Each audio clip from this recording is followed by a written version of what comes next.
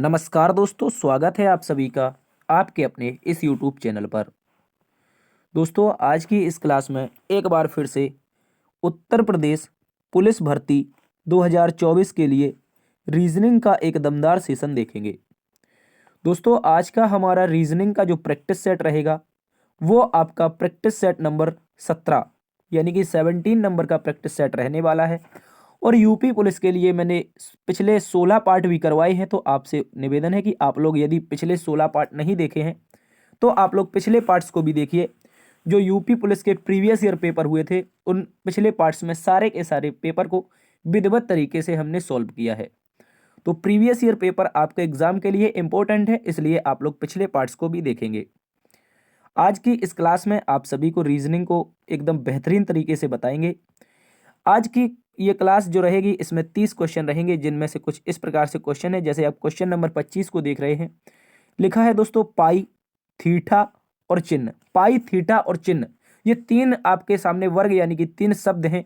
इनके बीच का सही बेन आरेख क्या बनेगा उसके बारे में बात करेंगे। इसके अतिरिक्त दोस्तों क्वेश्चन नंबर 24 आप यहां पर देखेंगे, जिसमें लिखा है निम्न प्रश्न में डॉलर के विपरीत क्या आएगा, इसको ज्ञात करना है। तो डॉलर हमें कहां पर दे रखा है, अगर आप डॉलर को अच्छे से देखेंगे तो देखो सेकंड नंबर में डॉलर ऊपर है और यहां पर आपका थर्ड नंबर पासे में आपका डॉलर नीचे है। इसका विपरीत प्यारे दोस्तों बताना है, इसका सही विपरीत क्या बनेगा। इसको बहुत ही शॉर्ट ट्रिक के माध्यम से हम सॉल्व करेंगे। और आप सभी का बहुत बहुत धन्यवाद, आप लोगों ने 10,000 का अपना परिवार बना दिया। मैंने कल आपसे कहा था कि शायद आप सब्सक्राइब करें, अपना परिवार हो जाए, और ये परिवार आपका 10,000 का हो चुका है।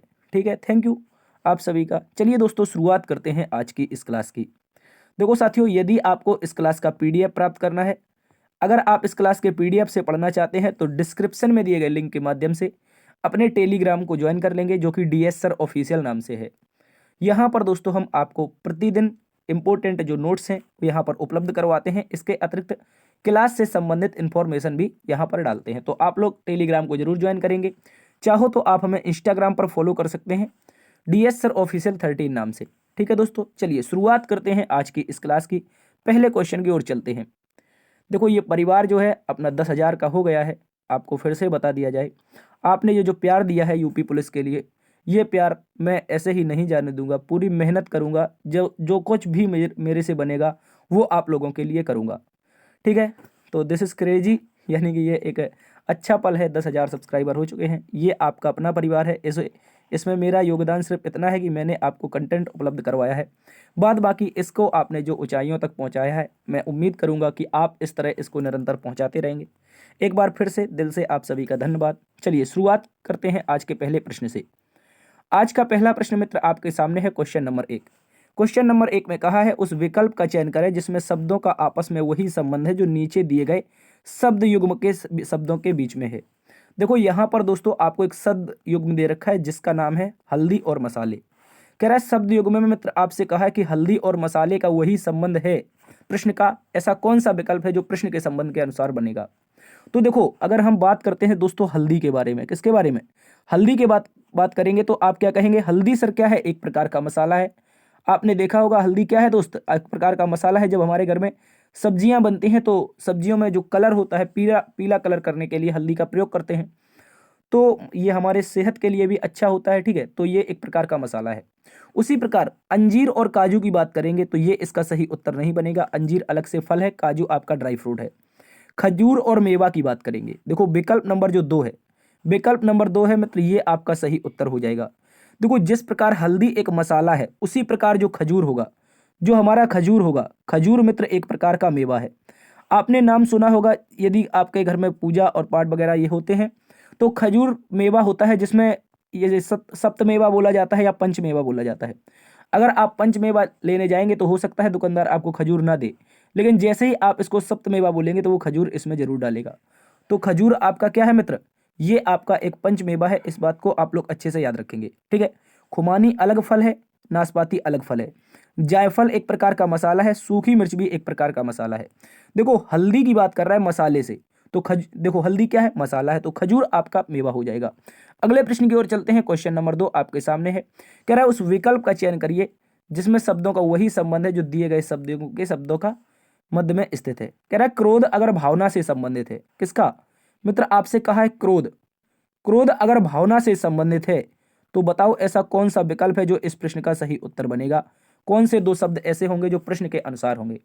देखो क्रोध क्या होता है, जब हमको गुस्सा आता है तो क्रोध बढ़ता है, और ये गुस्सा जो होता है मित्र एक प्रकार की भावना होता है। क्या होता है, हमारे दिल से निकली हुई एक प्रकार की आवाज होती है, ठीक है। ये वो टूटने वाले दिल की आवाज नहीं है, उसके लिए हम क्षमा चाहते हैं, ठीक है, आपका यदि टूटा है। देखो क्रोध क्या है मित्र, एक प्रकार की भावना है, यानी कि जो हमारे भाव उत्पन्न होते हैं मन में, उनमें एक एक भाव ऐसा भी होता है जिसमें हमें बहुत ज्यादा गुस्सा आता है, क्रोध बढ़ता है, तो ये एक प्रकार की भावना हो जाएगी। तो साइकिल क्या एक प्रकार की सड़क है, आप कहेंगे बिल्कुल नहीं। क्या टेलीविजन एक प्रकार का मनोरंजक है, टेलीविजन अलग है मनोरंजन अलग है, तो ये भी नहीं बनेगा। क्या मित्र अनार एक प्रकार का फल है, जल्दी से बताओ। आप और अनार बचपन में पढ़ते थे, अनार क्या है, अनार एक फल है, तो विकल्प नंबर 3 इसका सही उत्तर बनेगा। ठीक है, अनार एक प्रकार का फल है, इस बात को आप लोग अच्छे से याद रखेंगे। बढ़ते हैं आज के अगले प्रश्न की तरफ। क्वेश्चन नंबर अगर हम 3 की बात करेंगे तो वही सादृश्यता का एक और क्वेश्चन है, क्योंकि सादृश्यता से मित्र आपके 4 से 5 क्वेश्चन पूछे जाते हैं, इसलिए मैं क्रम से आपके लिए 4 से 5 क्वेश्चन करवाने का प्रयास करता हूं। तो ये ना सोचें कि इसमें सारे के सारे सादृश्यता से संबंधित क्वेश्चन ही शामिल किए गए हैं। ठीक है, तो यहां पर कहा है, कह रहा है अगर पत्तियां खड़खड़ाहट से संबंध है तो उल्लू किससे संबंधित होगा। तो अगर मैं यहां पर लिखूंगा मित्र किसके बारे में, पत्तियों के बारे में, पत्तियों के बारे में लिखूंगा तो ये किससे संबंध बना रही हैं, आप कहेंगे सर खड़खड़ाहट से। किससे, खड़खड़ाहट से। और खड़खड़ाहट क्या होती है मित्र, याद रखेंगे पत्तियों की आवाज होती है। पत्तियां जब गिरती हैं, आपने संस्कृत का एक लेटर सुना होगा, एक वाक्य सुना होगा, पत्ता पतति ऐसे कुछ करके है, वृक्षम पत्तम पतति ऐसे कुछ है, यानी कि पेड़ से जब पत्तियां गिरती हैं तो उनकी जो आवाज होती है मित्र, वो आपकी खड़खड़ाहट की आवाज होती है। ये कब आती है, तो बसंत ऋतु में आती है, ठीक है, वो अलग बात है। तो पत्तियों की जो आवाज बनेगी, खड़खड़ाहट बनेगी। तो उल्लू एक प्रकार का पक्षी है जो आवाज करता है, इसकी आवाज कैसी होती है। देखो कोए कोए की बात करेंगे तो ये किसकी हो जाएगी, ये आपकी कौवा की हो जाएगी। घुरघुराहट आवाज किसकी होती है, ऊंट की होती है। कलरव आवाज चिड़ियों की होती है, जबकि जो उल्लू होता है वो रात में हु हु करता है। क्या करता है, हु हु करता है। इस बात को आप लोग अच्छे से याद रखेंगे। तो आपका सही उत्तर बनेगा, जो उल्लू की आवाज बनेगी वो साथी आपकी बन जाएगी क्या, हु हु करना। तो क्वेश्चन मार्क के स्थान पर क्या आएगा, आप कहेंगे सर हु हु करना। बढ़ते हैं आज के अगले प्रश्न की तरफ। अगला प्रश्न क्वेश्चन नंबर 4 है, कह रहा है वाराणसी अगर गंगा से संबंधित है तो मथुरा किससे संबंधित होगा। देखो मैं बात करता हूं अगर वाराणसी की, साथी अगर मैं बात करता हूं वाराणसी की, तो आप कहेंगे जी सर जो वाराणसी शहर है ये उत्तर प्रदेश का एक शहर है, और दोस्त याद रखेंगे ये गंगा नदी के किनारे विकसित है। कहां पर है, गंगा नदी के किनारे स्थित है वाराणसी।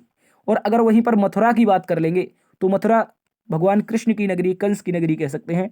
तो ये आपका मथुरा किस नदी के किनारे है, यमुना नदी के किनारे है। तो इसका सही उत्तर क्या बनेगा, जिस प्रकार वाराणसी आपका गंगा किनारे है उसी प्रकार मथुरा आपका यमुना किनारे हो जाएगा।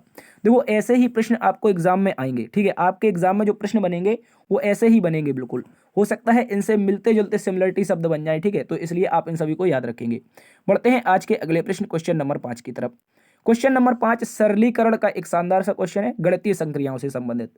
कह रहा है दोस्तों निम्नलिखित समीकरण को सही बनाने के लिए किन दो चिन्हों को आपस में बदलना चाहिए। 4 विकल्प हैं, कोई 2 चिन्ह हमें बदलने हैं। तो आपको क्या करना है, जब भी ऐसा प्रश्न आए आप सीधे सीधे इन लेटर को अलग अलग लिख लेंगे बिना प्रतीकों के। तो आप लिखेंगे सर 20, बिना प्रतीक के 5, बिना प्रतीक के 3, बिना प्रतीक के फिर 3 और 1। लेकिन बराबर में साथी हमें क्या ज्ञात करना है, 14, क्योंकि देखो कोई भी विकल्प ऐसा नहीं है जो बराबर को किसी प्रतीक से चेंज करता हो। तो बराबर में हमें 14 प्राप्त करना है। अगर दोस्त हम विकल्प नंबर 1 को देखेंगे गौर से, अगर आप समझेंगे विकल्प नंबर 1 के बारे में, कह रहा है भाग को दोस्त आप प्लस से बदल दो। तो देखो पहले स्थान पर प्लस था, इसके स्थान पर मैं क्या रख दूंगा, आप कहेंगे सर भाग रख दूंगा। गुणा को गुणा रहने देंगे, गुणा को तो हम बदल नहीं रहे हैं, और जहां पर भाग आया है उसके स्थान पर प्लस रख देंगे, और माइनस को साथ ही माइनस रहने देंगे। अब देखो बोर्ड मास का अगर आप प्रयोग करेंगे तो ब्रैकेट ऑफ डिवाइड कुछ इस तरह से लिखा होता है, बोर्ड मास BODMAS, ठीक है। तो यहां पर होता है ब्रैकेट ऑफ, फिर डिवाइड, फिर मल्टीप्लाई, फिर ऐड, फिर सब्ट्रैक्ट, ठीक है, ये होता है बोर्ड मास। तो इसका अगर हम प्रयोग करेंगे तो सबसे पहले ब्रैकेट ऑफ तो है नहीं, तो यहाँ पर डिवाइड को सोल्व करेंगे। 5 से काटेंगे 4 बार, गुणा हो जाएगा 3 का, प्लस में हो जाएगा 3 और माइनस में हो जाएगा 1। अब क्या करना है, बोर्ड मास में फिर मल्टीप्लाई था, डी के बाद डिवाइड के बाद मल्टीप्लाई, तो 12, 4 तिया 12, प्लस में करेंगे सर 3 और माइनस में करेंगे 1। फिर क्या था, ऐड, ऐड था मतलब 12 3 15, और 15 में से 1 घटाएंगे तो सर 14 आएगा। देखो 14 बराबर 14, यानी कि LHS is equal to RHS। आपका बायां पक्ष दायां पक्ष के बराबर आ रहा है तो विकल्प नंबर जो मित्र 1 बनेगा ये इसका सही उत्तर है। अगर हम प्लस को भाग से बदल देंगे तो आपका सही उत्तर विकल्प नंबर 1 के अनुसार आ जाएगा, इस बात को याद रखेंगे। अगले प्रश्न की ओर चलते हैं, क्वेश्चन नंबर 6, एक और शानदार क्वेश्चन गणितीय समीकरण का। कह रहा है दोस्त यदि ए का अर्थ प्लस है, बी का अर्थ गुणा है, सी का अर्थ माइनस है, डी का अर्थ डिवाइड है तो निम्नलिखित व्यंजक का मान क्या होगा। यहां पर क्या करना है, जो लेटर दे रखे हैं उनका कुछ ना कुछ अर्थ दिया है और उसी अर्थ को हमें ज्ञात करना है। तो हमने बताया है या प्रतीक आ जाए या लेटर आ जाए, आपको बिल्कुल भी नहीं घबराना है। आपको प्रतीक और लेटर को हटा करके संख्या रख देनी है। देखो यहां पर क्या है 456, आप सी को छोड़ देंगे 236 है, ठीक है। 236 के बाद डी को छोड़ देंगे, फिर 2 आएगा, फिर 14 आएगा, फिर 1 आएगा। तो अब आप बताओ इसके प्रतीक में अगर बदल देता हूं तो कोई दिक्कत है। सी को क्या कहा है मित्र, सी को कहा है माइनस, तो पहले स्थान पर माइनस लगा देंगे। जो डी है दोस्त, जो आपका डी है, डी का अर्थ है डिवाइड, तो यहां पर क्या लगा देंगे, डिवाइड यानी कि भाग लगा देंगे। और आगे ए का मतलब है दोस्त प्लस और बी का मतलब है गुणा। तो इस तरह से इसको सॉल्व करेंगे। तो मैंने अभी बोर्ड मास बताया था, क्या बताया था, बोर्ड मास। तो आप बताओ बोर्ड मास में सबसे पहले क्या प्रयोग करते हैं, ब्रैकेट ऑफ। इसमें कहीं भी ना तो ब्रैकेट लगा है ना ही ऑफ लगा है, क्या लगा है, डिवाइड लगा है। तो डिवाइड को सॉल्व कर लो पहले। तो आप लिखेंगे सर यहाँ पर 456, 456 माइनस डिवाइड करेंगे 236 में 2 से भाग लगाएंगे तो 118 आएगा। और प्लस यहाँ पर क्या हो गया, डिवाइड खत्म हो गया तो मल्टीप्लाई, M4 मल्टीप्लाई, तो मल्टीप्लाई कर लो 14 एकम के 14, ठीक है। इस तरह से याद रखेंगे। अब आपको क्या करना है दोस्त, अब आपको क्या करना है, तो ऐड करना है। देखो ये क्या हो गया, मल्टीप्लाई खत्म तो A4 ऐड होता है, दोनों को जोड़ दो। 456 और 14 को जोड़ेंगे तो सर 470 आएगा। अब 470 में सब्ट्रैक्ट मतलब घटाना, तो घटा देंगे 118 को। बताओ कोई दिक्कत है यहाँ तक, आप कहेंगे बिल्कुल दिक्कत नहीं है। 470 में से 18 जाएगा तो सर 352 आपका सही उत्तर बनेगा। 470 में अगर 118 जाएगा तो क्या बनेगा आपका दोस्त, याद रखेंगे 352, विकल्प नंबर 1 सही उत्तर है, ठीक है। ऐसा प्रश्न आता है तो एग्जाम में आपको फोड़ के आना है, छोड़ के नहीं आना है। अगले प्रश्न की ओर चलते हैं, क्वेश्चन नंबर 7।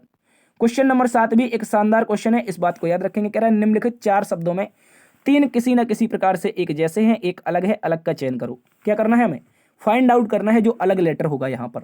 देखो प्रश्न, अगर मित्र इस प्रश्न की बात करेंगे, लिखा है राजनीतिक विज्ञान, जीव विज्ञान, इतिहास और सामाजिक शास्त्र, इनमें से बताओ इसका सही उत्तर क्या होगा। देखो दोस्त अगर हम बात करते हैं यहाँ पर बात करते हैं जीव विज्ञान की, तो जीव विज्ञान क्या है, विज्ञान की एक शाखा है। क्या है, जीव विज्ञान क्या है, विज्ञान की एक शाखा है। अन्य 3 विकल्प जो दे रखे हैं, कौन से अन्य 3 विकल्प, राजनीति शास्त्र और इतिहास और सामाजिक शास्त्र, ये तीनों के तीनों सामाजिक विज्ञान के अंतर्गत आते हैं।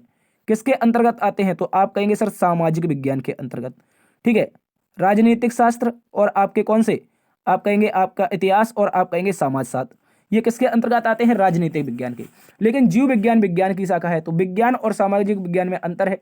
3 शाखाएं आपकी सामाजिक विज्ञान की, एक जीव विज्ञान की, तो जीव विज्ञान वाली क्या हो जाएगी, विषम हो जाएगी, इस बात को याद रखेंगे।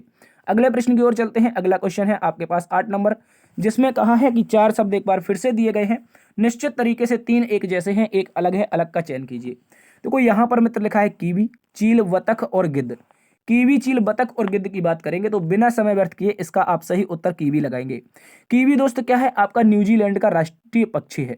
क्या है, कीवी जो है न्यूजीलैंड का राष्ट्रीय पक्षी है। और कीवी जो है ये उड़ नहीं सकता है, क्या नहीं कर सकता है, ये कीवी जो आपका पक्षी है ये उड़ नहीं सकता है। तो आप कहेंगे ये उड़ नहीं सकता है, इसका मतलब क्या है, चील आपका उड़ लेता है, बतख आपका उड़ लेता है, गिद्ध आपका उड़ लेता है, कीवी बिल्कुल भी नहीं उड़ सकता। याद रखेंगे, कीवी बिल्कुल भी नहीं उड़ सकता, ठीक है, इस बात को याद रखेंगे। जबकि बतख आपका पानी में तैरता भी है और उड़ता भी है, ठीक है, इसको याद रखेंगे। तो यहाँ पर ये 3 विकल्प उड़ने वाले पक्षी से दे रखे हैं, जबकि एक आपका विकल्प जो कीवी है, जो न्यूजीलैंड का राष्ट्रीय पक्षी है, ये आपका उड़ नहीं सकता, विषम हो जाएगा। अगले प्रश्न की ओर चलते हैं, क्वेश्चन नंबर 9। यहाँ पर एक और शानदार डिफरेंस का क्वेश्चन है, यानी कि विषम पद का क्वेश्चन है। तो बताइए कौन सा ये 4 विकल्पों में से अलग एक विषम हो जाएगा। देखो अगर मित्र बात करेंगे यहाँ पर बिल्ली, किसकी, बिल्ली के बारे में, भेड़िया के बारे में, गाय के बारे में और बकरी के बारे में, तो आप बता सकते हैं कि इसका सही उत्तर क्या होगा। चलिए हम आपको बता देते हैं मित्र, इसका सही उत्तर क्या होगा। आप लगाएंगे इसका सही उत्तर भेड़िया। क्यों लगाएंगे, देखो बिल्ली जो होती है ये एक पालतू पशु है। क्या है, आप कहेंगे सर जो बिल्ली है ये क्या है, एक पालतू है। गाय क्या है, एक पालतू है, जैसे हम गाय हमारी माता इस तरह से कहते हैं, दूध पीते हैं इसका। बकरी क्या है, बकरी भी एक पालतू पशु है। लेकिन आपने कभी देखा है कि किसी भेड़िया, किसी जंगली जानवर को पाला जाता है, तो बहुत सारे पाले जाते हैं, लेकिन भेड़िया अपने घर में कहीं भी पाला नहीं जाता है। तो मित्र विकल्प नंबर 2 क्या हो जाएगा, आपका विषम हो जाएगा। ये पालतू पशु नहीं है, बाद बाकी तीनों के तीनों पालतू पशु हैं। अगले प्रश्न की ओर चलते हैं। क्वेश्चन नंबर 10 एक बहुत ही शानदार क्वेश्चन है कैलेंडर का, और ये क्वेश्चन आपके एग्जाम में जरूर पूछा जाएगा। कह रहा है दोस्तों 19 अप्रैल 1962 को गुरुवार था, तो 15 जून 1965 को सप्ताह का कौन सा दिन होगा। देखो अगर बिना समय व्यर्थ करे इसको सॉल्व करेंगे तो सबसे पहले दे रखा है आपका 19 अप्रैल, तो यहां पर हम लिख देंगे 19 अप्रैल। क्या लिख देंगे मित्र, 19 अप्रैल लिख देंगे, और समय है आपका 1962 का। दिन, एक मिनट, 1962 का समय है और दिन दे रखा है हमें गुरुवार। क्या दे रखा है, गुरुवार। इस बात को याद रखेंगे। देखो जो मित्र पहली बार इस क्वेश्चन को देखेंगे, जो पहली बार देखने आए, तो याद रखेंगे एक जो वर्ष होता है, एक जो वर्ष होता है, जो साधारण वर्ष होता है, उसमें विषम दिन की संख्या 1 होती है। कैसे होती है, क्योंकि पूरे वर्ष में कितने विषम दिन है, आप कहेंगे सर 365, ठीक है, और भाग लगाएंगे किससे, 7 से। अब सर 7 से भाग ही क्यों लगाते हैं, क्योंकि सप्ताह में 7 ही दिन तो होते हैं आपके, संडे मंडे आपके ट्यूसडे वेडनेसडे थर्सडे फ्राइडे और सैटरडे, फिर संडे आ जाता है, तो 7 से भाग लगाते हैं और विषम दिन निकालते हैं। 7 से भाग लगाएंगे, 7 पंचे 35, 1 बच जाएगा, 7 दूनी 14, तो रिमाइंडर देखो 1 आ गया अगर साधारण वर्ष है। अगर यही वर्ष मित्र लीप वर्ष हो जाए, अगर मित्र यही लीप वर्ष हो जाए, तो यहाँ पर दिन 366 आ जाएंगे। देखो अगर 65 में भाग दिया था, 1 रिमाइंडर आया था, तो 1 यहाँ पर भी बढ़ा है, तो इस प्रकार से रिमाइंडर में भी 1 बढ़ जाएगा, रिमाइंडर क्या आ जाएगा, 2 आ जाएगा। बस आपको इतनी सी ही बात याद रखनी है। अब इसी ट्रिक का हम प्रयोग करेंगे और इसके माध्यम से विषम दिनों को सोल्व करके इसका हम सही उत्तर बता देंगे। ठीक है, क्या बता देंगे, इसका सही उत्तर बता देंगे। इस बात को आप लोग अच्छे से याद रखेंगे। देखो 19 अप्रैल तो हमें पता चला है कि गुरुवार है, हमें बताना है 15 जून, तो क्यों ना 1965 में हम पहले 19 अप्रैल तक तो ज्ञात कर लें। तो आप कहेंगे बिल्कुल सर, इससे हमें पता चल जाएंगे, कुछ वर्ष पता चल जाएंगे और उनके विषम दिन भी पता चल जाएंगे। तो आप कहेंगे 19 अप्रैल, सबसे पहले सर 1965 का डे बताओ क्या होगा। देखो 19 अप्रैल 1965 के डे की बात करेंगे, तो यहाँ पर कितने साल हुए हैं, आप कहेंगे पहले तो 62 था, 1, 62 के बाद 63 हुआ तो 1, 64 हुआ तो 2 और 65 हुआ तो 3, यानी कि 62 3 65, तो यहाँ पर कितने साल आए, आप कहेंगे सर 3 साल आए। और हमें पता है एक जो साल है मित्र, जो आपका 1 साल है, 1 साल में क्या होता है, 1 विषम दिन होता है। तो 3 साल में कितने विषम दिन होंगे, आप कहेंगे सर 3 साल में, जब 1 साल में 1 है तो 3 साल में 3 होंगे, इसमें क्या पूछने वाली बात है। तो आप कहेंगे बिल्कुल सर, लेकिन अभी आप यहाँ पर एक गलती करेंगे। गलती ये करेंगे, जो 1964 का वर्ष है, साथ ही ये एक लीप वर्ष है। अब लीप वर्ष कैसे ज्ञात करते हैं, तो लीप वर्ष ज्ञात करने के लिए हम 4 से भाग लगाते हैं, लास्ट के 2 डिजिट में 4 से भाग लगाते हैं। 4 से क्यों, क्योंकि 4 से भाग इसलिए लगाते हैं, प्रत्येक चौथा वर्ष लीप वर्ष होता है। जिस प्रकार प्रत्येक 8वां जो दिन होता है वही दिन होता है जो सप्ताह का दिन होता है। ठीक है, आप नहीं समझेंगे, मेरी बात समझो। जैसे मैंने कहा एक सप्ताह में 7 दिन होते हैं, तो 7 से भाग लगाते हैं। उसी प्रकार प्रत्येक 4 वर्ष में एक लीप वर्ष आता है, और लीप वर्ष ज्ञात करने के लिए 4 से भाग लगाएंगे। तो बिल्कुल सही है, आप कहेंगे 4 से काटेंगे तो 16 बार पूरी तरह कट जाएगा, कोई रिमाइंडर बचेगा, आप कहेंगे नहीं बचेगा, 0। तो इसका मतलब जब भी रिमाइंडर 0 बचे किसी वर्ष को ज्ञात करने के लिए, तो वो आपका लीप वर्ष हो जाता है। तो दोस्तों 64 अगर लीप वर्ष है, तो मैं क्या करूंगा यहाँ पर, आप कहेंगे सर देखो 3 साल में 3 थे, लेकिन 64 तो लीप था, तो 1 और जोड़ दो। अगर 1 और जोड़ देंगे तो रिमाइंडर कितना हो जाएगा सर, 4 हो जाएगा। और इस 4 रिमाइंडर को गुरुवार में जोड़ दो। आपको क्या करना है, गुरुवार में जोड़ देना है। तो आप कहेंगे गुरुवार के बाद शुक्रवार, क्या आ जाएगा, शुक्र आ जाएगा। शुक्र के बाद आपका शनि आ जाएगा, शनि के बाद साथी आपका रवि आ जाएगा, रवि के बाद आपका सोम आ जाएगा। तो अब आपको पता चल गया कि 19 अप्रैल 1965 को कौन सा दिन आया है, तो आप कहेंगे सर सोमवार आया है, तो यहां पर हम लिख लेंगे सोमवार को। ठीक है, थोड़ा समय लगेगा इस क्वेश्चन को, लेकिन मैं उम्मीद करता हूं और मैं गारंटी भी लेता हूं कि ये क्वेश्चन आप पूरी तरह से समझ जाएंगे। अब देखो बताना है, यहां पर हमें पता चल गया किसका, तो आप कहेंगे 1965 का 19 अप्रैल पता चल गया। तो अप्रैल के बाद कहां पर जाना है, सबसे पहले आप कहेंगे पहले अप्रैल में, अप्रैल के बाद आप कहेंगे सर मई में जाना है, मई के बाद हमें जाना है जून में। 1965 के जून तक ही तो जाना है, तो आप कहेंगे बिल्कुल। अप्रैल में कितने दिन बचे हैं, 30 दिन होते हैं, तो दिन बचे हैं 11। मई में दोस्त आपके 31 दिन होते हैं, तो 31 लिख लो, या फिर 7 से भाग लगा छोटा कर लो, 7 चौके 28, तो रिमाइंडर केवल आपका 3 बच जाएगा। कितना, 3 बच जाएगा। यहाँ पर 11 बचा, यहाँ पर 3 बचा, और जून में कहाँ तक जाना है, तो 15 जून तक जाना है, तो 15 जून लिख लो। अब आपको क्या करना है, अब आपको एक बात याद रखनी है मित्र, बात यह है, इतनी सी बात है कि इन सभी को जोड़ लो, इन सभी को जोड़ लो। 15 3 18 11 कितना होगा, तो आप कहेंगे सर 29। 29 में भाग लगा दो मित्र, किससे, 7 से। 7 से क्यों लगाए, क्योंकि मैंने बताया है प्रत्येक 7वां दिन आपका रिपीट होता है। तो देखो 7 ही दिन होते हैं, तो यहां से भाग लगाएंगे, 7 चौके 28, रिमाइंडर कितना आएगा, आप कहेंगे सर 1 आएगा, और 1 रिमाइंडर किस में जोड़ना है, इस सोमवार में जोड़ना है। तो मित्र आपका सही उत्तर मंगलवार बनेगा, इस बात को याद रखेंगे। ठीक है, मैं उम्मीद करता हूं अब आप इस प्रश्न को अच्छे से समझ गए होंगे। इस प्रश्न ने 3 से 4 मिनट का समय जरूर लिया, लेकिन आपके एग्जाम में जब पूछा जाएगा तो आप इसको सही करके आएंगे। अगले प्रश्न की ओर चलते हैं। क्वेश्चन नंबर 11 सीरीज से संबंधित एक महत्वपूर्ण क्वेश्चन है। सीरीज के भी आपको 3 क्वेश्चन देखने को मिलेंगे एग्जाम में, तो ये इंपॉर्टेंट हो जाते हैं। कह रहा है 8, 17, 36, 75 और 154, इसके बाद सही उत्तर क्या बनेगा ये बताना है। देखो मित्र, अगर इसके लॉजिक की बात करेंगे, बहुत ही शानदार लॉजिक है। कह रहा है 8 से हुआ है 17, 17 से हुआ है 36, 36 से हुआ है 75 और 75 से हुआ है 154 और 154 से आगे क्या होगा। देखो अगर इसके लॉजिक की बात करेंगे, लॉजिक कौन सा चल रहा है, 8 दूनी अगर मल्टीप्लाई प्यारे दोस्त क्या करेंगे 2 और प्लस में कर देंगे 1। गौर से समझना है, मल्टीप्लाई 2 करेंगे और प्लस में 1 कर देंगे तो कहेंगे 8 दूनी 16, 1 17। 17 से अगर 36 लाना है तो आप कहेंगे सर मल्टीप्लाई 2 कर दो। क्या करना है, आप कहेंगे सर मल्टीप्लाई 2 कर दो और उसके बाद अब की बार में प्लस में 2 कर दो। उसके बाद अब क्या करें, अब कहेंगे आप सर 36 से 75 लाना है तो 36 दूनी हमने सुना था 72 होता है, तो मल्टीप्लाई सर 2 कर दो और प्लस में अब की बार में 3 कर दो। ठीक है, इसको थोड़ा नजदीक लिखते हैं, यहाँ पर मल्टीप्लाई में 2 करना है और उसके बाद प्लस में 3 करना है। ठीक है, इनको अलग अलग भागों में बांट देते हैं। अब देखो 75 से क्या लाना है 154, और सर हमने पढ़ा है कि 75 दूना शायद 150 होता है। हाँ बिल्कुल 150 होता है, तो मल्टीप्लाई 2 कर दो और अब की बार में प्लस 4 कर दो। कहने का मतलब है गुणा तो हर बार 2 का हो रहा है, लेकिन संख्या एक जुड़ती जा रही है और बढ़ती जा रही है। कैसे, एक पहले जुड़ा, फिर 2 जुड़ा, फिर 3 जुड़ा, अब 4 जुड़ा है, तो अगली बार में मित्र मल्टीप्लाई तो 2 का ही होगा। क्या करना है, मल्टीप्लाई तो 2 का ही होगा और जुड़ेगा अब की बार में 5। तो क्या करेंगे 154, यहां पर जल्दी से लिखो 154 गुणा में 2, 154 दूने होता है 308, 308 में जोड़ दो 5 तो आप कहेंगे सर 313, 330 इस सही प्रश्न का उत्तर बनेगा। इस प्रश्न का सही उत्तर आपका विकल्प नंबर 1 बनेगा। ठीक है, क्या कोई दिक्कत है, क्या किसी लॉजिक में दिक्कत है? बहुत शानदार लॉजिक है मित्र, इस बात को आप लोग अच्छे से याद रखेंगे। अगले प्रश्न की ओर चलते हैं। क्वेश्चन नंबर 12 कह रहा है उस संख्या का चयन करें जो निम्नलिखित संख्या में प्रश्न चिन्ह के स्थान पर आएगी। दोस्त यहाँ पर 12 दे रखा है, फिर 24 आया है, फिर 72 आया है और यहाँ पर 2, 3, 4।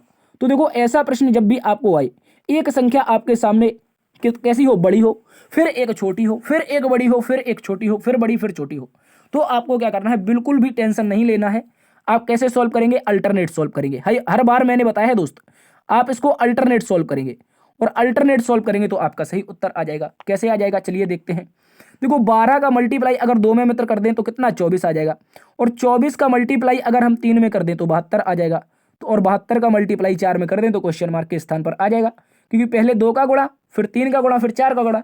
तो यहां पर लिखो 72 और गुणा में लिख दो क्या आप 4, तो 4 दूनी 8, 4 सते 28, क्या हो जाएगा 288, 288 इस प्रश्न का सही उत्तर बनेगा। देखो विकल्प नंबर 3 में दिया है।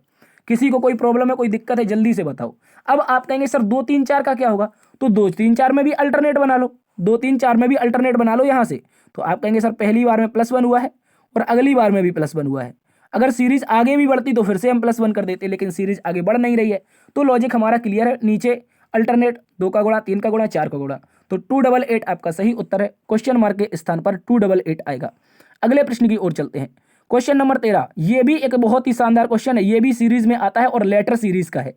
ठीक है, देखो लेटर सीरीज में कह रहा है अगले स्थान पर आने वाले विकल्प का चयन करिए, कौन सा विकल्प होगा ये इसके स्थान पर जो आएगा। देखो इसमें आपको क्या करना है, बिल्कुल भी टेंशन नहीं लेना है। आप जानते हैं तो ठीक है, नहीं जानते तो मैं गारंटी लेता हूं आप सीख जाएंगे।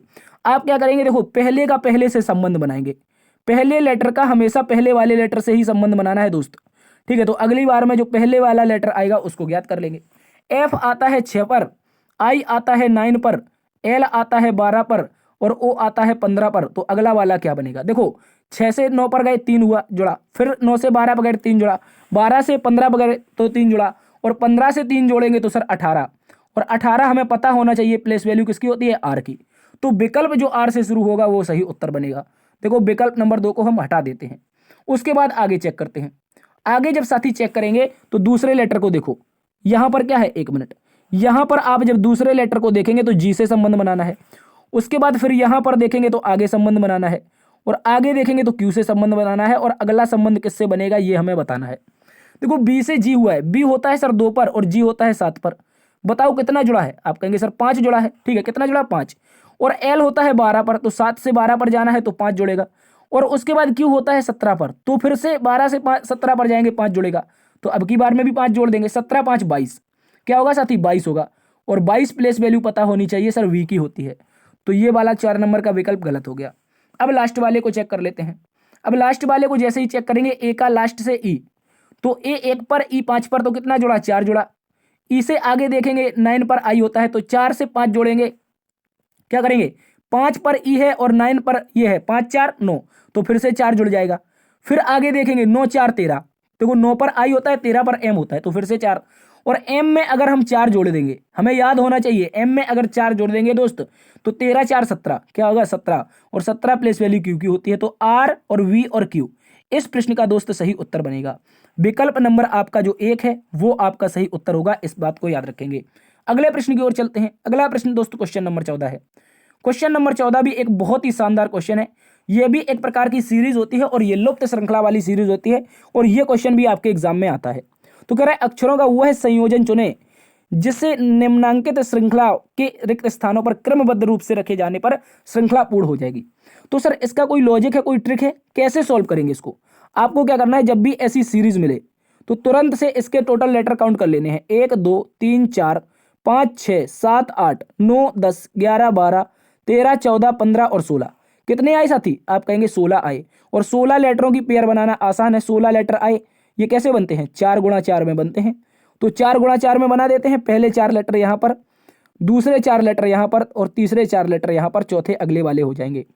तो देखो अब हम क्या करेंगे, तो आप कहेंगे देखो सर यहाँ पर पी है और यहाँ पर भी पी है, तो तीसरे स्थान पर पी रख देते हैं सभी में, ठीक है। उसके बाद तीसरे स्थान पर मैंने अगर पी को रख दिया, तो अब बताओ पहला किससे शुरू हो रहा है, एल से। देखो एल इसमें भी है, एल इसमें भी है, तो आप कहेंगे एल से अगर शुरू हो रहा है तो एक बात याद रखनी है आपको, तो हम एल रख देंगे कहाँ पर, आप कहेंगे पहले नंबर पर, और पहले नंबर पर एल चौथे में भी आ जाएगा और दूसरे में भी आ जाएगा। लास्ट में क्या है सर, सभी में लास्ट में क्यू है, तो दूसरे नंबर पर भी क्यू रख देंगे, ठीक है, इस तरह से। तो आपका एक पेयर बनेगा एल जी पी क्यू का। किसका? एल जी पी क्यू का पेयर चलेगा जो समान श्रेणी में चल रहा है। कैसे चल रहा है? समान श्रेणी में चल रहा है, बराबर एल जे पी क्यू, ठीक है। तो एल जे पी क्यू तो हमारा पेयर है, लेकिन हमने भरा क्या है ये तो बताइए सर। तो भरा है सबसे पहले पी को, उसके बाद एल को, फिर क्यू को। तो पी एल क्यू कहाँ पर है? एकमात्र विकल्प है आपका, शुरुआत हो रही है जिसकी 4 नंबर से, ठीक है। 4 नंबर विकल्प में पी एल क्यू से शुरुआत कर रहा है। आगे हमने क्या, देखो एक जगह हमने छोड़ दी, यहाँ पर यार हमें जी भी तो भरना था। देखो गौर से देखो, यहाँ पर एल जी पी क्यू का पेयर था, तो यहाँ पर जी भी भरना था। तो इसके बाद अब आगे क्या आ जाएगा, पी के बाद जी आ जाएगा, और उसके बाद आपका एल और पी। देखो विकल्प नंबर 4 सही उत्तर है, एज इट इज। बढ़ते हैं अगले प्रश्न की तरफ। क्वेश्चन नंबर 15 दोस्तों, ये आपका कोडिंग डिकोडिंग का शानदार सा क्वेश्चन है। कह रहा है अगर स्टेट को 38 40 14 05 लिखा गया है और एग्जाइल को 54 89 245 लिखा जाता है, तो एरेना का कोड क्या होगा ये बताना है। आप बता सकते हैं इसका सही उत्तर क्या होगा। देखो बात करते हैं स्टेट के बारे में। एस होता है मित्र आपका 19 पर, यहाँ पर STAT लिख देते हैं, STATE, ये हो गया हमारा स्टेट, ठीक है। एस होता है हमारा 19 पर, टी होता है 20 पर, ए होता है 1 पर, टी होता है 20 पर, ई होता है 5 पर, ठीक है। इसको समझो आप, इसको आप समझेंगे तो इसका लॉजिक क्या बना है उस लॉजिक को भी समझेंगे। सर जो लॉजिक है, पहले 2 लेटर का डबल करके लिख देना है। पहला 19 का डबल करेंगे 38, देखो 38 दे रखा है, ये दे रखा है। उसके बाद 20 का डबल करेंगे 40, देखो 40 दे रखा है, ये दे रखा है। एक को एज इट इज छोड़ देंगे, जो मध्य का नंबर है मित्र उसको एज इट इज छोड़ देंगे, तो एक को एक छोड़ देंगे। लास्ट के 2 लेटर फिर से पकड़ो, 20 का लिख देंगे 40 और 5 का लिख देंगे 10। देखो यही तो लिखा है 40, 1 मिनट, लास्ट वाला भी छोड़ देना है, हमें लास्ट वाला भी छोड़ देना है। कहने का मतलब है जो ई आया है इसको 10 नहीं 5 लिखेंगे। और अब समझो इसका लॉजिक क्या है। जो आपके स्वर हैं, एक दिन मैंने ट्रिक बताई थी इसके बारे में, जो स्वर हैं उनको प्लेस वैल्यू के आधार पर रखना है, यानी कि जो स्थानीय मान होगा स्वर को स्वर के स्थान पर रख दो, स्थान पे। और जो व्यंजन है, व्यंजन के स्थान का 2 गुणा कर दो। क्या करना है? व्यंजन का जो स्थान होगा उसका 2 गुणा कर दो। इस तरह से लिख देना है आप लोगों को, ठीक है। ये लॉजिक हमें पता चल गया है और यही लॉजिक का प्रयोग करके उत्तर बनाएंगे। देखो ई कितने पर आता है? 5 पर, देखो 5 लिखा गया है। एक्स 24 पर आता है, व्यंजन है 24 का डबल 48। आई आपका क्या है? तो आप कहेंगे सर आई हमारा क्या है? आई हमारा स्वर है, तो आई को एज इट इज स्थान पर रख देंगे। एल आपका क्या है? व्यंजन है, तो व्यंजन का डबल एल 12 पर 24 हो जाएगा। ई हमारा लास्ट में स्वर है, सी स्वर के स्थान पर रख देंगे। ए देखो, ए हमारा किस पर है? 1 पर है, तो ए 1 पर है तो हमें 1 तो रखना ही पड़ेगा, बिल्कुल सही। आर क्या है? एक व्यंजन है, आर का डबल लिखेंगे 36, तो शुरुआत 136 से होनी चाहिए। देखो 2 विकल्प ये क्या है? गलत है। इसके बाद क्या करेंगे? ई आया है, मतलब जो प्लेस वैल्यू बनेगी वो 5 एज इट इज बनेगी, क्योंकि ये क्या है? स्वर है। एन आया है तो 14 दूनी 28 आएगा। क्या आएगा? 14 दूनी 28। और ए एक स्वर है तो इसका प्लेस वैल्यू तो 136 52 52 81 136 52 81 की बात करेंगे। विकल्प नंबर किसमें है? 2 में है। विकल्प नंबर 2 गलत, विकल्प नंबर 2 सही है और 4 नंबर का गलत हो जाएगा। ठीक है मित्र, विकल्प नंबर 2 आपका सही है। स्वर का एज इट इज स्थान रखना था जो वर्णमाला में होता है, जबकि जो व्यंजन था उसका स्थान का डबल करके लिखना था। ठीक है, इसको याद रखेंगे। अगले प्रश्न की ओर चलते हैं। Question number 16। क्वेश्चन नंबर 16 दोस्त कह रहा है कि निश्चित कूट भाषा में एप्पल को पियर, पियर को ऑरेंज, ऑरेंज को गुआवा, गुआवा को मेलन कहा जाता है, तो इस कूट भाषा में एक साइट्रिक यानी कि खट्टा फल कौन सा होगा? जल्दी से बताओ इनमें खट्टा फल। एप्पल खट्टा होता है? नहीं होता है। पियर नाशपाती खट्टी होती है? बिल्कुल। ऑरेंज, ऑरेंज पियर मीन्स क्या होता है? आप जल्दी से बताओ। ऑरेंज का मतलब क्या है? आप कहेंगे ऑरेंज का मतलब है दोस्त आपका क्या? एक मिनट, ऑरेंज संतरा, और संतरा भी तो खट्टा होता है। बिल्कुल सही है। गुआवा आपका गुआवा अमरूद, अमरूद को क्या मेलन लिखा गया? जल्दी से बताओ इसका सही उत्तर क्या बनेगा? देखो दोस्तों, अगर इसकी हम बात करेंगे, अगर बात करेंगे हम संतरा की, संतरा क्या होता है? खट्टा होता है। कैसा? खट्टा। तो खट्टा फल ही तो पूछा है, आप कहेंगे संतरा होगा। लेकिन सर एक बात है, जो ऑरेंज है, जो हमारा संतरा है, संतरा को गुआवा कहा गया है। अगर प्रश्न को देखेंगे तो संतरा को क्या कहा है? गुआवा। तो आप प्रश्न के अनुसार अगर सॉल्व करेंगे तो गुआवा इस प्रश्न का सही उत्तर बनेगा, क्योंकि ऑरेंज को क्या कहा है? गुआवा कहा है। तो आपको इसको सही उत्तर बताना है। कोडिंग डिकोडिंग का बहुत महत्वपूर्ण क्वेश्चन है, ये आपसे पूछा जाता है। ये वही क्वेश्चन है जैसे सूर्य को चांद, चांद को पानी, पानी को समुद्र ऐसे कहा जाता है। ये क्वेश्चन हमने आपको करवाया है, वही क्वेश्चन ये है। एप्पल को पियर, पियर को ऑरेंज, ऑरेंज को गुआवा, गुआवा को मेलन। तो देखो हमें तो पता है संतरा खट्टा होता है, लेकिन जो संतरा है यानी कि जो गुआवा है, माफी चाहेंगे, जो ऑरेंज है उसको गुआवा कहा गया है, तो गुआवा सही उत्तर बनेगा, विकल्प नंबर 3। अगले प्रश्न है क्वेश्चन नंबर 17। का दिए गए विकल्पों में से वह शब्द चुनिए जो दिए गए शब्द के अक्षरों का प्रयोग करके नहीं बनाया जा सकता है, ये याद रखेंगे। ऐसा कौन सा विकल्प है जो ग्रामोफोन का प्रयोग करके नहीं बना सकते हैं? तो आपको इसको समझना होगा ग्रामोफोन को। अगर विकल्प नंबर 1 को देखेंगे, GAME लिखा है, GAME, देखो ये मिल गया हमें, तो हम ये इसको बना सकते हैं। उसके बाद नॉर्म को देखेंगे, NORM, एन कहां पर है? ये है, ये ओ रहा, और आर कहां पर है? आर ये रहा, एम ये रहा। तो मित्र हम क्या बना सकते हैं? नॉर्म में भी बना सकते हैं। आगे देखते हैं राम को, तो देखो राम एज इट इज ये दिखाई दे रहा है। गौर से अगर आप देखेंगे, ये राम दिखाई दे रहा है, गौर से देखो ये, तो आप कहेंगे बिल्कुल राम तो दिखाई दे रहा है, मतलब विकल्प नंबर 3 भी बनाया जा सकता है। आगे मूव को देखेंगे, MOVE, क्या देखेंगे? मूव को। और जब आप मूव को देख रहे हैं तो सर जो मूव में वी आया है वो ग्रामोफोन में कहीं भी वी नहीं है, तो यही कारण है जो विकल्प नंबर 4 बनेगा। दोस्तों जो विकल्प नंबर 4 बनेगा, वी के कारण आप इसको नहीं बना सकते हैं, और वही तो पूछा कौन नहीं बना सकते, तो विकल्प नंबर 4 सही उत्तर है। अगले प्रश्न की ओर चलते हैं। क्वेश्चन नंबर आपके पास 18 है। एक बहुत ही शानदार क्वेश्चन है दोस्तों, कथन और निष्कर्ष का। कथन और निष्कर्ष यानी कि न्याय और निगमन का बहुत ही शानदार क्वेश्चन है। कह रहा है दोस्त सभी तोते कोयल हैं। पहले कथन को पढ़ेंगे, उसके अनुसार इसके फिगर को बनाएंगे और बाद में सॉल्व करेंगे। कह रहा है दोस्त जितने भी तोते हैं, सारे के सारे तोते क्या हैं? कोयल हैं। तो मैं सभी T4 तोते यहां पर लिख देता हूं, सभी के सभी तोते क्या बन जाएंगे?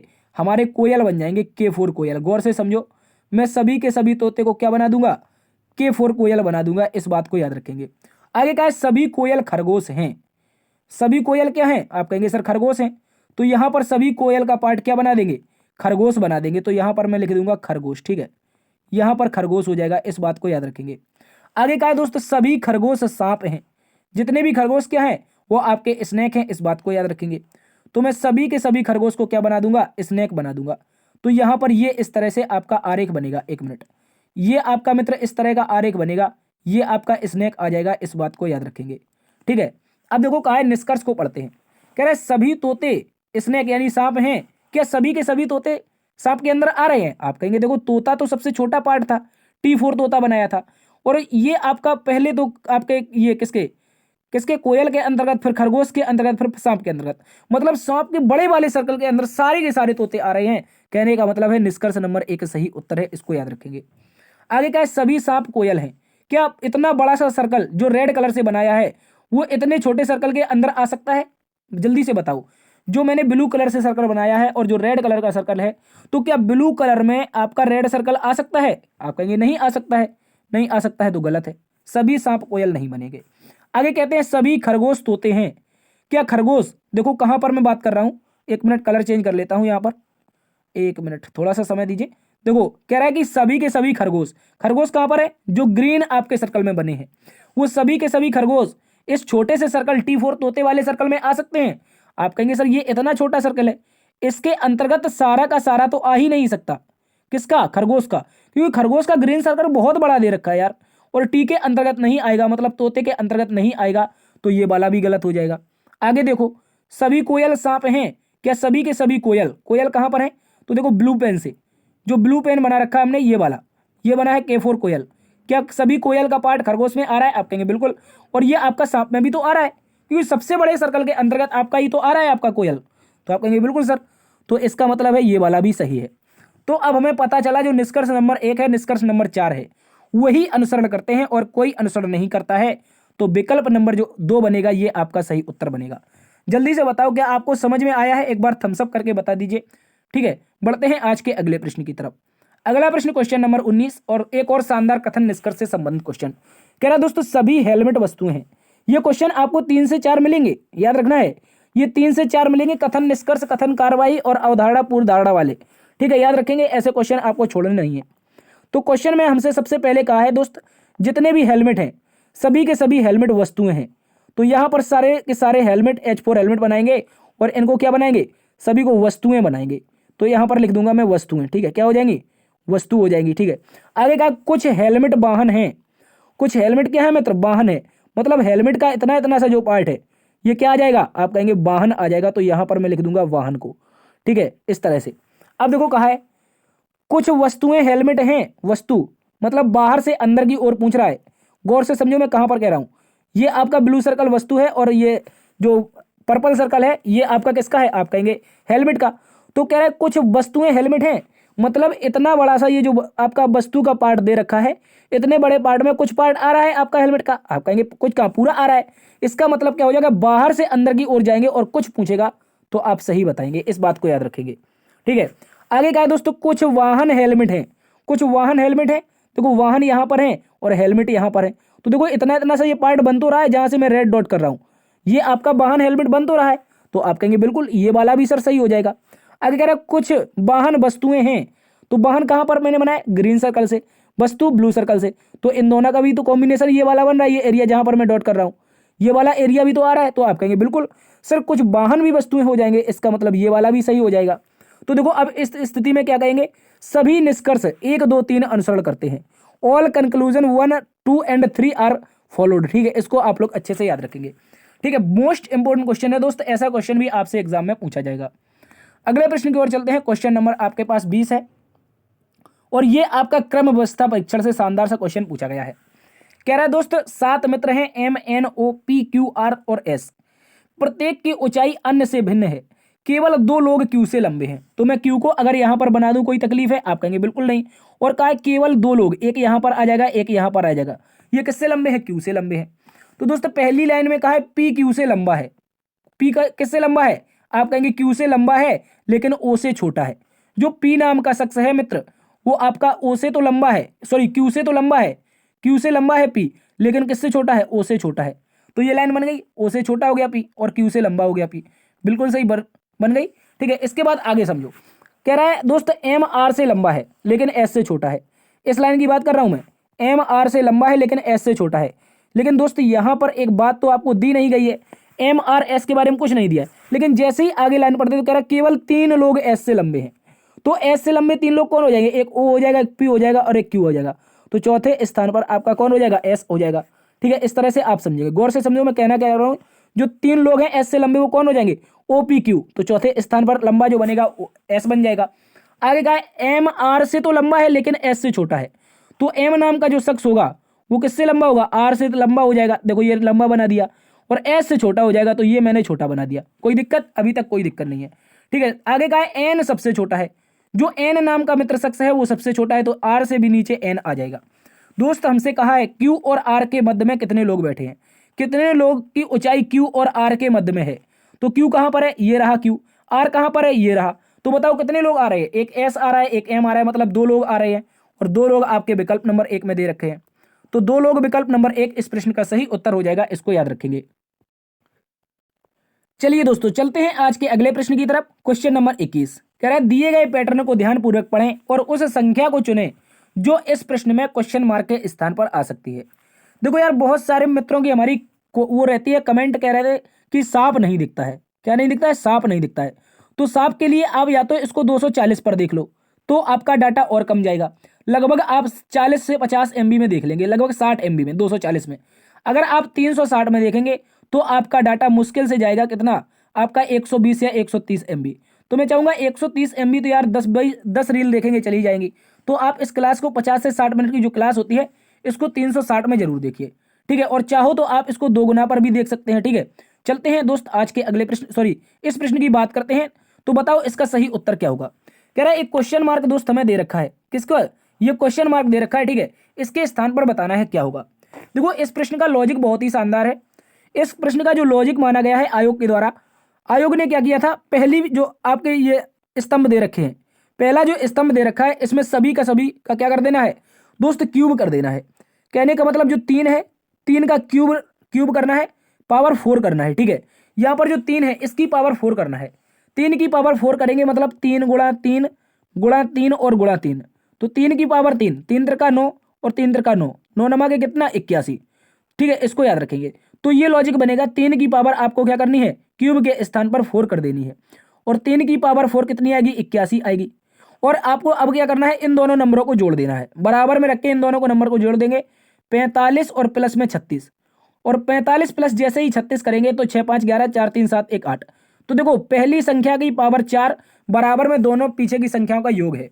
उसी प्रकार दोस्त अब हम बात करेंगे, देखो यहाँ पर नीचे वाले में, तो नीचे वाले में 2 की पावर 4, 2 की पावर 4 बताओ क्या होता है, 2 का 4 बार गुणा, तो आप कहेंगे 2 गुणा 2 गुणा 2 और गुणा 2, तो 2 दूनी 4, 2 दूनी 4, 4 चौके 16, तो 2 की पावर 4 कितनी होती है सर, आप कहेंगे सर 2 की पावर 4 16 होती है। और इस 16 को आपको क्या करना है, इन दोनों के योग के बराबर करना है, और 13 और 3 जोड़ेंगे तो कितना हो जाएगा, आप कहेंगे 16, तो 16 बराबर 16। इस तरह से पहली संख्या की पावर 4 और पीछे की दो संख्याओं का क्या करना है, आपका ऐड कर देना है, ठीक है। दोनों की दोनों संख्याओं को ऐड कर देना है, तभी आपका उत्तर बनेगा। देखो अब इसके लॉजिक की बात करेंगे, इसका कैसे लॉजिक बनेगा, तो 4 की पावर 4, 4 की पावर 4 कितनी होती है आपको याद रखनी है। 4 की जो पावर 4 बनेगी वो दोस्तों 4 गुणा 4 क्या बनेगी, 4 गुणा 4, ठीक है, और गुणा 4 और गुणा 4, मतलब 4 का 4 बार गुणा, 4 चौके करेंगे 16, और 16 का गुणा 4 चौके 16, 16 का पावर 16 का वर्ग कितना होता है, आप कहेंगे 256, तो 256 प्राप्त करना है। तो बताओ 166 में क्या जोड़ दें हम कि हमारा 256 प्राप्त हो जाए। तो आप कहेंगे ऐसा करें क्यों ना हम 256 में 166 को घटा ही लें, तो 256 माइनस 166, तो पता चल जाएगा क्या जोड़ना पड़ेगा। तो 6 में से 6 जाएगा 0, आपका 15 में से 6 जाएगा 9, और यहाँ पर हासिल आ जाएगी तो कुछ नहीं बचेगा। कहने का मतलब है अगर क्वेश्चन मार्क के स्थान पर मित्र मैं 90 रख देता हूँ, तो आपकी 4 की पावर जब 4 करेंगे तो इन दोनों का जो ऐड बनेगा यानी कि जोड़ बनेगा वो बराबर हो जाएगा आपके इसके, ठीक है। तो क्वेश्चन मार्क के स्थान पर आपको 90 रखना है। क्या रखना है दोस्त, 90 रखना है। पहले स्तंभ के सभी संख्याओं की पावर 4 करने के बाद दूसरे और तीसरे स्तंभ के योग उनके सम्मुख होते हैं। पढ़ते हैं आज के अगले प्रश्न की तरफ। अगला प्रश्न दोस्त आपके पास क्वेश्चन नंबर 22 है। दोस्तों ये परसेंटेज का एक बहुत ही इंपॉर्टेंट क्वेश्चन है और मैथ में आपसे पूछा जाता है। इसके लिए दोस्त हम आपको एक बहुत ही शॉर्ट ट्रिक बताएंगे। क्या बताएंगे, शॉर्ट ट्रिक बताएंगे। इस बात को आप लोग अच्छे से याद रखेंगे। देखो इसमें आपको क्या करना है, कह रहा है एक साइकिल को 15% के लाभ पर 4140 रुपए में बेचा गया था। कह रहा 25% का लाभ कमाने के लिए इसे कितने मूल्य पर बेचा जा सकता है। देखो इसका बहुत ही शॉर्ट ट्रिक है, आप यदि नहीं जानते भी होंगे मत तब भी जान जाएंगे। कह रहा 15% के लाभ पर मैं अगर किसी वस्तु का मूल्य 100 मानता हूं, क्योंकि जो कोई वस्तु होती है वो अपने आप में 100% होती है। क्या होती है, अपने मूल्य में 100% होती है। तो कह रहा दोस्तों 15% के लाभ पर एक साइकिल को कितने में बेचा गया है। आप कहेंगे सर एक साइकिल को बेचा गया 4140 में, मतलब 100 से कितना ज्यादा बेचा है, 15 ज्यादा बेचा है। और इसको आप लोग अच्छे से याद रखेंगे। आपको क्या करना है सॉरी, कह रहा है 100 को 15 के लाभ पर बेच दिया है, तो आपको कितना हो जाएगा, आपका ये क्या हो जाएगा, आप कहेंगे 115 हो जाएगा। और यही तो दे रखा है दोस्त, 115 की वैल्यू हमें दे रखी है कितनी, तो आप कहेंगे सर 115 की वैल्यू दे रखी है 4140 दे रखी है। देखो अगर आप इसको काटेंगे, इसको आप काटेंगे तो 5 से काटो, 23 पंचे 115, ठीक है, 23 पंचे 115 और आगे हो जाएगा 23, यहाँ पर 5 से काटेंगे 5 अट्ठे 40, 5 दूने 10 और आपका कितना हो जाएगा यहाँ पर 5 अट्ठे 40 यानी कि 828। अब देखो 23 से यहाँ पर फिर से काट देंगे, किसने से, 23 से, 23 एकंजे 23 मतलब 1 आ जाएगा और 1 के सामने 23 तिया 69, ठीक है, 23 तिया 69 और आगे कितना बचेगा, तो आप कहेंगे 13 बचेगा और 138 हो जाएगा, कितना 13 बचेगा, 8 यहाँ पर रख जाएगा तो 138 और 23 छक्का कितना होता है 138 तो 36, कहने का मतलब एक का मूल्य कितना आ गया, एक का मूल्य दोस्त आपका आ गया 36, ठीक है, याद रखेंगे।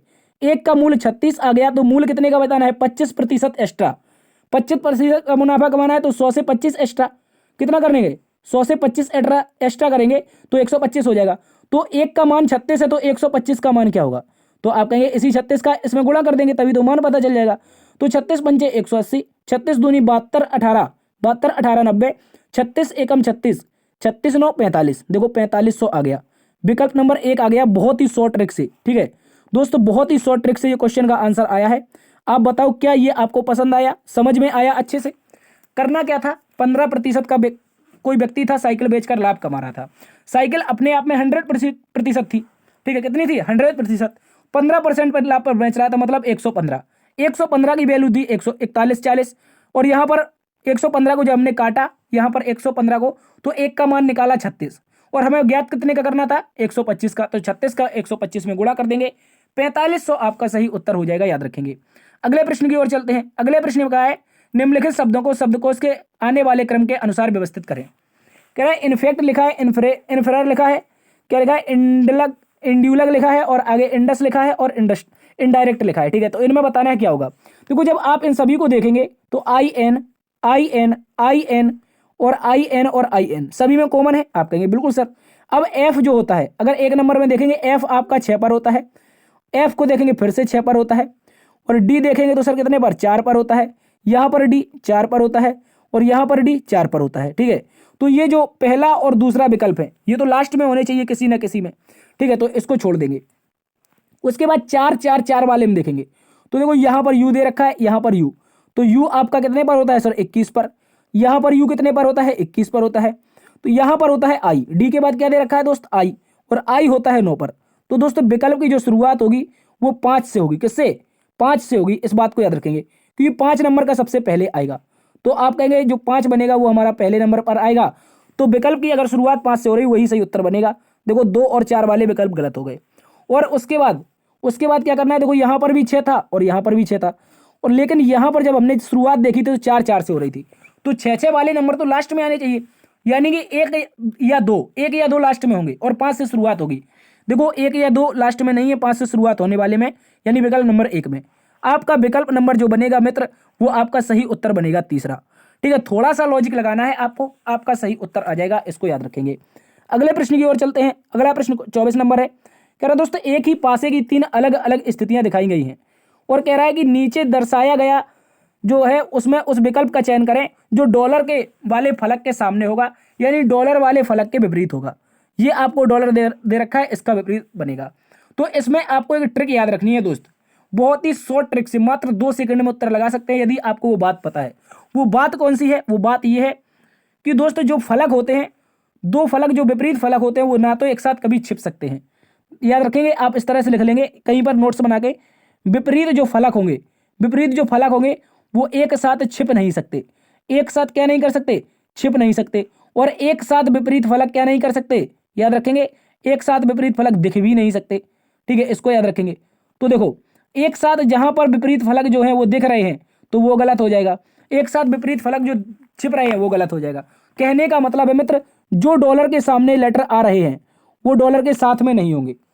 डॉलर के विपरीत ज्ञात करना है तो डॉलर के विपरीत वाला जो होगा वो डॉलर के साथ नहीं होगा, तो ओ कट जाएगा, यहाँ पर हैशटैग कट जाएगा।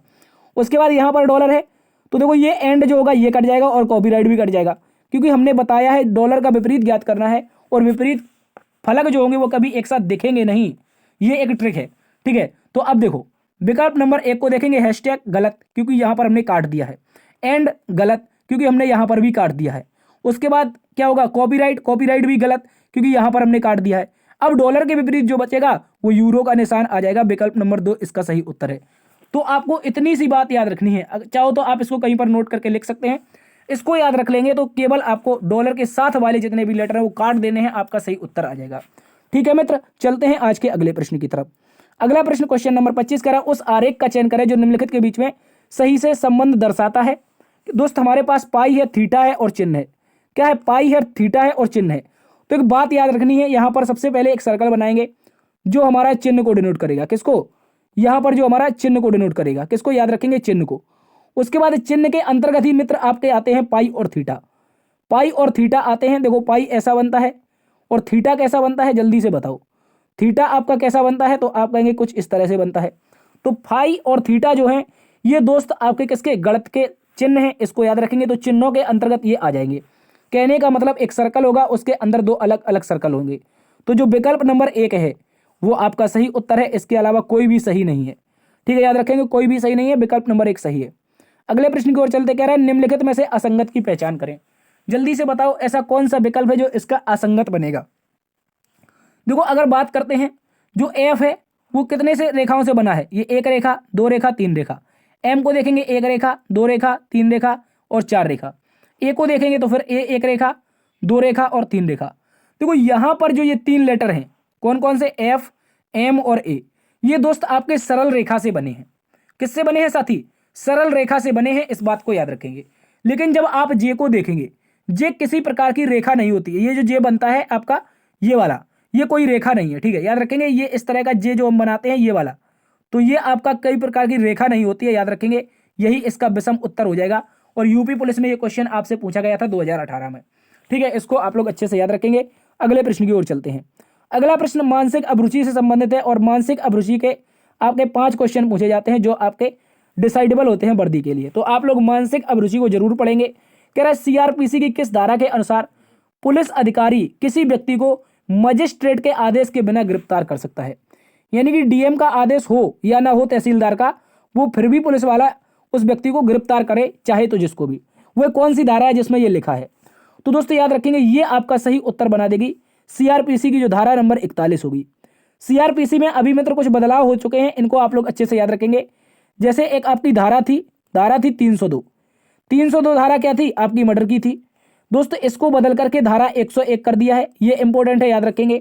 इसके अतिरिक्त एक आपकी छिनैती की धारा, किसकी, छिनैती की धारा है चोरी की, ये आपकी पहले कितनी थी पता नहीं है, लेकिन वर्तमान में जो कर दी गई है वो आपकी 302 कर दी गई है। ठीक है, पहले ये कितनी थी, ये आपकी शायद 111 के आसपास थी, लेकिन अब इसको यहां से हटा करके 302 में, तो अब आपका 302 में मर्डर नहीं लगेगा, ये लगेगा आपका छिनैती में। और 302 के स्थान पर मर्डर जो लगेगा वो धारा 101 में लगेगा। ये सीआरपीसी की धारा इंपॉर्टेंट है, अच्छे से याद रखेंगे। ठीक है, ये आपका अधिनियम बना करके एक नया कानून बन चुका है, याद रखेंगे।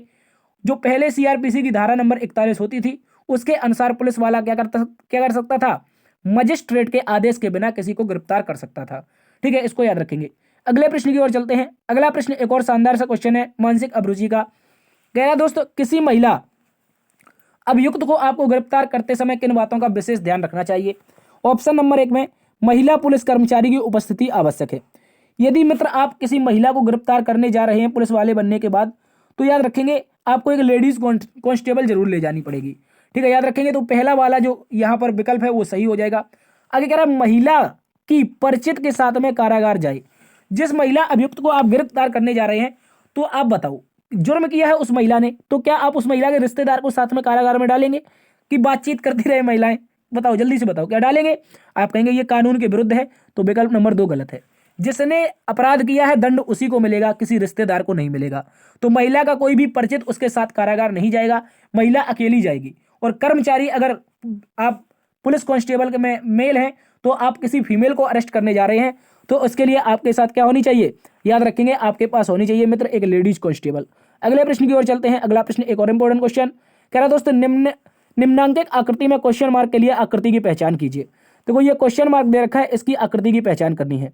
तो दोस्तों इसको आप समझेंगे। पहले एक त्रिभुज है, त्रिभुज के अंतर मित्र आपका एक वर्ग दे रखा है, गौर से समझो। एक त्रिभुज दे रखा है, कहां पर, ये वाला। इस त्रिभुज के अंतर्गत आपका वर्ग है और 2 सर्कल है। फिर दोस्त आपका क्या आया है, आप कहेंगे एक वर्ग आया है, और यानी कि 4 भुजाओं की आकृति, और 4 भुजाओं की आकृति के अंतर्गत एक पंचभुजा आकृति है, इसको याद रखेंगे। पहले 2 डॉट थे यानी 2 सर्कल थे, अब की बार में 3 सर्कल आ गए। आगे दोस्त क्या आएगा, और आगे दे रखा है, देखो ये षटभुज की आकृति है, गौर से समझो दोस्तों, ये षटभुज की आकृति है। और इस षटभुज की आकृति में आपको याद रखना है आगे सप्तभुज की आकृति दे रखी है।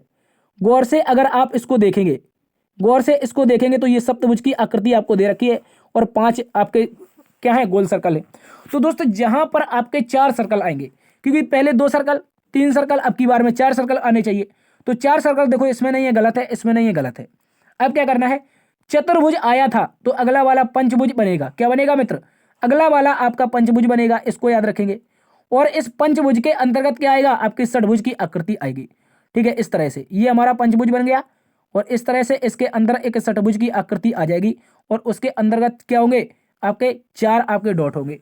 तो विकल्प नंबर आपका क्या, ये वाला सही उत्तर हो जाएगा, यानी कि विकल्प नंबर 2। ठीक है, अगले प्रश्न की ओर चलते हैं। अगला प्रश्न कथन निष्कर्ष से संबंधित है, इसको भी याद रखेंगे। कह रहे लाल लेवल की प्रत्येक बोतल में फलों का जूस है। कोई बोतलें रखी हैं दोस्तों, वहां पर एक बोतल में लाल लेबल लगा है और प्रत्येक बोतल में फलों का जूस रखा है। को आगे कहा है कि फलों का जूस पीने के लिए सुरक्षित है। जो फलों का जूस है मित्र, वो पीने के लिए सुरक्षित है और रखा किसमें है, लाल लेबल में। अब आपको इस कथन को पढ़ना है, अपने मन से 2 निष्कर्ष देने हैं। कह रहा है लाल लेबल की बोतल की अंतर वस्तु का पीना सुरक्षित है। कह रहा है कि लाल जो लेबल है दोस्त, उस बोतल में जो भी अंदर रखा हुआ है, क्या उसको पीना सुरक्षित है? तो आप कहेंगे बिल्कुल, क्योंकि हमसे कहा है कि फलों का जूस पीना सुरक्षित है और लाल बोतल के अंतर्गत क्या है, फलों का जूस है। तो निष्कर्ष नंबर 1 सही होगा। अगर हरे लेवल की बोतलें को पीना असुरक्षित है, देखो कहीं पर आपसे कथन में कहा है कि हरे लेवल के बारे में कुछ, जल्दी बताओ, हरे लेवल के बारे में कहीं पर चर्चा की गई है? आप कहेंगे नहीं की गई। तो अनावश्यक शब्द आपके निष्कर्ष में आ जाए, गलत हो जाता है। तो अब आप इस स्थिति में कहेंगे केवल एक निष्कर्ष लागू होता है। विकल्प नंबर ए आपका सही उत्तर है, इसको याद रखेंगे। दोस्त आज की क्लास यहीं पर समाप्त होती है। आशा करते हैं आज की क्लास आपको पसंद आई होगी। यदि पसंद आई है तो एक बार से लाइक, सेशन को शेयर और अपने चैनल को अभी तक आपने सब्सक्राइब नहीं किया है तो इस तरह की निरंतर क्लासेस के लिए इसको सब्सक्राइब कर लीजिए। देखते रहिए आपका अपना परिवार लर्न विद डीएस सर। आपने जो प्यार दिया उसके लिए हम आपके आभारी हैं। ये आपका ही चैनल है, मेरा कुछ नहीं है, मेरी सिर्फ मेहनत है, आपका सहयोग है। ठीक है, आपने जो 10,000 तक पहुंचाया, मैं आशा करता हूं आगे हम 1 लाख पर भी पहुंचेंगे और इस तरह से निरंतर आपको रीजनिंग पढ़ाते रहेंगे। देखते रहिए आपका अपना चैनल। तब तक के लिए अपना ख्याल भी रखना। मिलते हैं एक नई वीडियो में, तब तक के लिए जय हिंद, जय भारत।